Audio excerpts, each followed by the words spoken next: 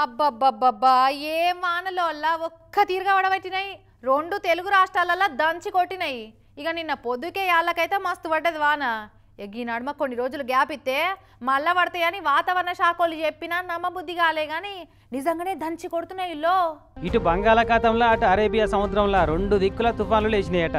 AP, Telangana, Karnataka, Kerala రాష్ట్రాలలో భారీ వానలు పడతాయని మొన్ననంగా వాతావరణ శాఖలు చెప్పిరు కానీ నిన్న పొద్దుగాలటి దాకా నమ్మబుద్ధి కాలే. పగటిల్లి దాకా పట్టణంలో కూడా ఏంటంటేనే ఉండే.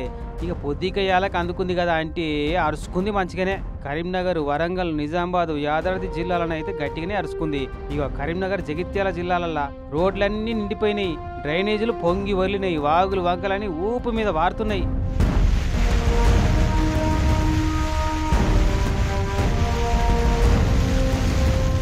ఇక ఇటు చూడు, నిజామాబాద్లో గంట సేపు నాన్ స్టాప్ కొట్టిన కుండపోదకు వంపులున్న ఏరియాలన్నీ మునిగిపోయినాయి. రైల్వే కమాన్ కాడైతే పెద్ద మడుగు తయారైంది నీళ్ళ పోక.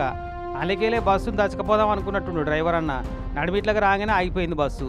నయ్యం నడుములోతు నీళ్ళే ఉన్నాయి కాబట్టి నడుచుకుంటూ బయటపడ్డారు బస్సులున్న పబ్లిక్ అంతా.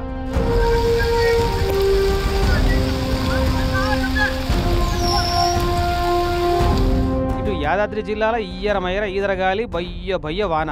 యాదాద్రి కొండ మీద కూడా వరదలే వరదలు.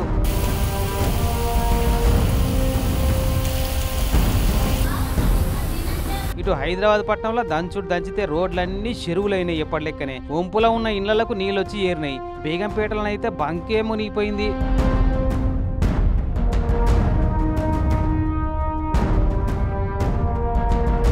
బిహెచ్ఎల్లో రోడ్లు కాలువలైనాయి.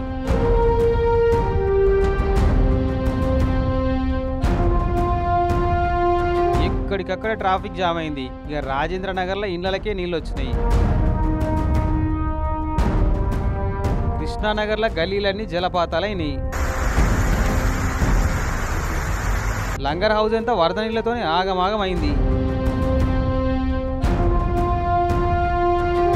పెద్దమ్మ గుడి ముంగట పెద్ద వరదే వారింది.